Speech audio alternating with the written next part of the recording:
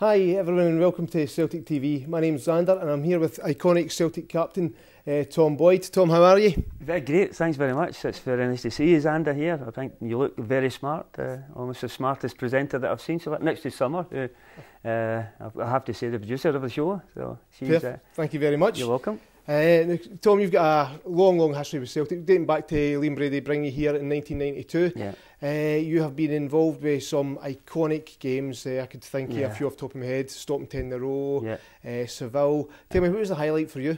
I think the one that you did mention, other than making your debut, which is so important as being a supporter and running out in front of the jungle, but the significance of that St Johnstone game in 1998 was also important for the club. It was almost a generation of supporters hadn't seen us win the league, and I think to stop your greatest rivals at that time from doing 10 in a row and protecting the history of those guys that you can see there that done the 9 in a row, I think that was so important, and I think that was the most, probably wasn't the best game, I think, with the nervousness surrounding it, but it was certainly the most important game, I think.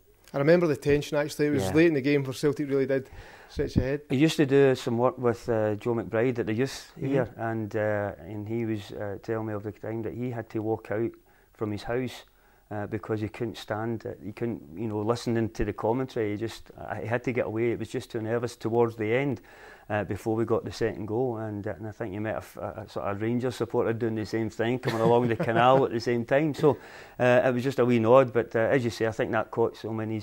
So it was so nervous for so many people. But gladly the good guys won. It was a phenomenal day. I remember because it was second bit of Cherry, because Dunfermline the week before, and it resulted in a draw. So. Well, I tell a story about that Dunfermline game is that we had to make sure that we had a wee team talk at half time. We were 1-0 up and said, where do you want to win this game? Or where do you want to win the championship? Do you want to win it at East End Park, or do you want to win it at Celtic Park in front of 60,000? No, that's the reason why we let Craig Falconbridge score. Of course. Towards the end, do you believe that? But no, that was, we didn't intentionally do that, but it worked out well that we did win it here at Paradise, and that was a fantastic day.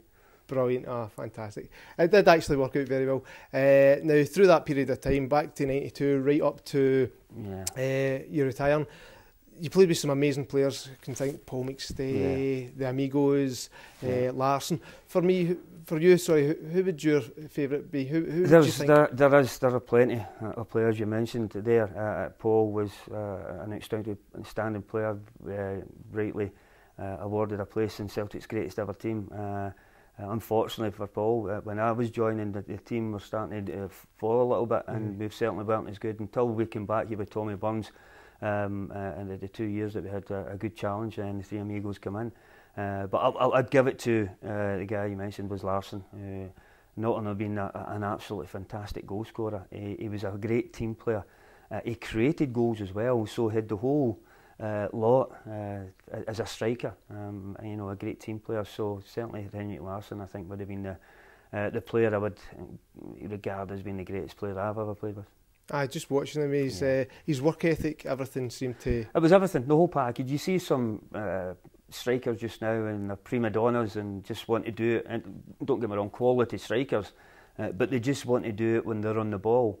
Henrik didn't do that. He made sure he worked the defence, he closed down at every opportunity. And then allied to that, he had some great finishes. The goals that he scored, the wee chip out here in the 6-2 game over the top of Closs was fabulous. And it showed you that what he had a presence about him, and usually in the hurly-burly of a game like that, you just go and lash it, but he had the presence to chip it over the top of the goalkeeper. It shows you what he had and the ability that he had, and I'm sure many players that have played alongside him would agree that he would probably be one of the best, if not the best, one of the best Celtic players ever to play here. It speaks volumes for him as well, from not only going on from Celtic. Very few players go up the way from Celtic, but Larsson went on. I know, because nobody, he didn't go up the way. You don't go up the way from Celtic, do you? You can't. No. This is the greatest ever club.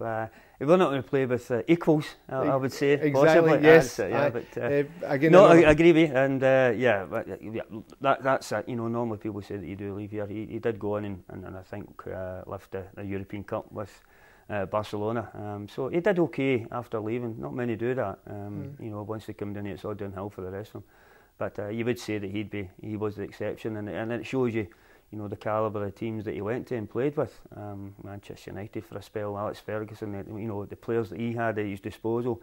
And this was late on in Henrik's career, he still got him to join him there. So, I think it speaks volumes for him that he did go on to lift the European Cup. Made the difference in that cup final when he came on. Turned it round. And it helped us qualify automatically for the Champions League as well. I do remember that. So, not only he did it for us when he was playing, he helped us when he wasn't playing as well. And also when he left, brilliant. Now, obviously a great victory for Celtic yesterday. Another big game this week coming up. So, any thoughts on that? Yeah, it's you would think it's a foregone conclusion when it's obviously the champions playing against the team sitting at the current foot of the Premier League just now. But you know, you've got to guard against complacency when you go to places like this. But I'm sure the manager and the assistants, both Johns, will try and make sure that the players in the right mood to go about it, and the form that they're showing. You know, we struggled against Partick Thistle, but we got the right result. Other around that, you know, the performance has been good. So hopefully we will continue that form and show the manner of why we are champions and why we will be champions again this year by putting a team that's sitting bottom of the league in its place. Perfect, aye. So hopefully we kick on to the end of the season for here on in. Well, I you know, look back, and I says it many times in Celtic TV, I think we're generally a better performances in the second half of the season. We've now entered that, and I think we'll go on from strength to strength, and we'll increase the lead, I believe, in the league. I think we'll win it comfortably because we do have, you know, great quality players at our disposal. Brilliant. Well, I hope you're right, and so. It's great to speak to you. So, hail, hail. Hail, hail, all the best, and you've done excellently well. I think you'll be challenging Paul for sitting down there and doing a wee interview, Zander. So. I'm sure he won't be watching his back. Well done. Thank you.